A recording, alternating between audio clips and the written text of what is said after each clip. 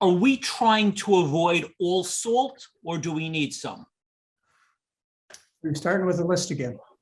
Yeah. All right. Well, I think, well,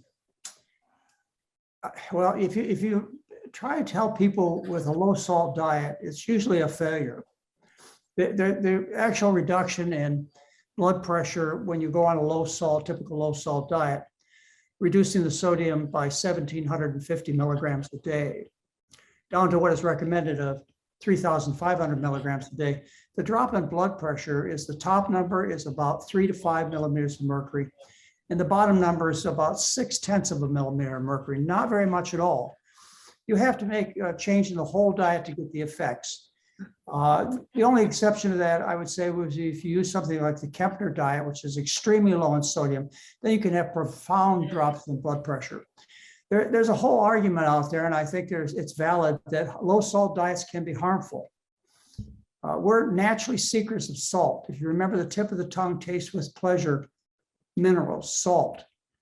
I don't think we'd be designed that way if it wasn't important for us to take in these minerals, including salt. I could go into all kinds of discussions about the adrenal system, the effects of angiotensin in relation to a low salt diet, and how if you eat a low salt diet, you increase your adrenal hormones, and that raises the blood pressure. It gets very complicated. So I guess the way, what I would tell you is, what we explain to people is you should eat the basic diet that we recommend, which is a diet that's 90% starch with fruits and vegetables. And you can add, without any deleterious effect, in most people, about a half a teaspoon of salt on the surface of food a day. If you add it on the surface, you get a lot of taste for a minimum amount of sodium.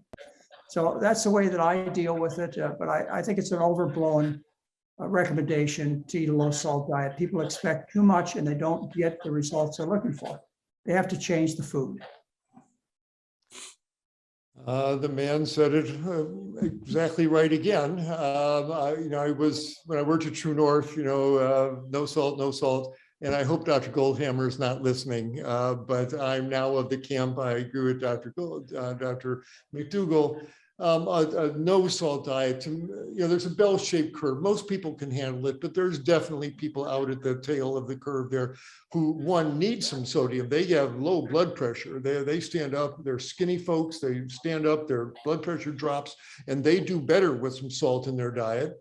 And just regular folks who don't have hypertension. Dr. McDougall said, a half a teaspoon of salt a day. That's right. And spread over 3 meals. Basically, a pinch of salt is about 1/8 of a teaspoon. And so that's, and a half teaspoon, so it's 3/8 there. And so a pinch of salt literally on the surface of your veggies, I think can really add a lot of flavor enjoyment, because as you already implied, the crystals are on the surface of the veggie. So the salt crystals hit your tongue, you get this big salty flavor without a lot of actual sodium there. So I don't have a problem with a pinch of salt on the surface of the veggies, 1/8 of a teaspoon with each meal. I've not seen any studies showing that the salt on that level used in that way causes any problem. The real problem with the sodium there is the huge amount of processed food. It's in the salt in the spaghetti sauce at the Italian restaurant, the soy sauce in the Asian restaurant, then the package and the frozen dinners, etc. That's where the sodium's coming in, and you can't control it. There's nothing you can do about it. It's already in the food. But so if you're not eating the processed stuff and you're minimizing your restaurant exposure there, I think literally a pinch of salt on the surface of your veggies a couple times a day is acceptable. And Dr. Goldhammer, you didn't hear me say that, but I did. One interruption. We're still getting a little bit of static. John, on our tech team, do you have anything else you could do? I just heard a little with Dr. Klaper. Do we have any other options? It's tolerable, but rather get it perfect. Well, let's see. I don't know. I'm talking to our John, not you. I'm not. Oh, okay. It's not me, huh? Not you. I'm talking to our John. Are you there? I'm here. Do we have any options? I just heard a little more fuzz with Dr. Klaper speaking. I just moved my microphone. Maybe that'll help. That sounds okay on my end. Okay, we'll continue. Dr. Espinosa, go ahead. I think that Yeah, salt is actually important. I don't think table salt is what we should seek for. Things like sea salt or Himalayan sea salt is better, have more of the electrolytes. I think that water, drinking just simply H2O without minerals in it and electrolytes is more of a problem than a good thing. I think what we want from fluid, when we talk about hydration, is more than just H2O. We're talking about salt, sodium, potassium, chloride. That's hydration. And so that's important. And so I think it's important to eat it. I think it's important.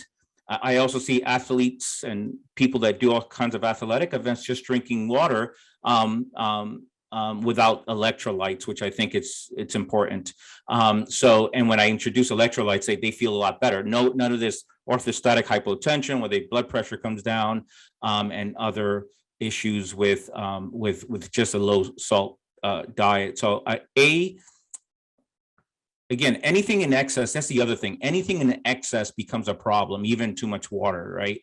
So, but I think we're so concerned about sodium that most people are not taking either the right kinds or they're taking too little. And I think that there's some benefit from taking some sodium and no worries of hypertension.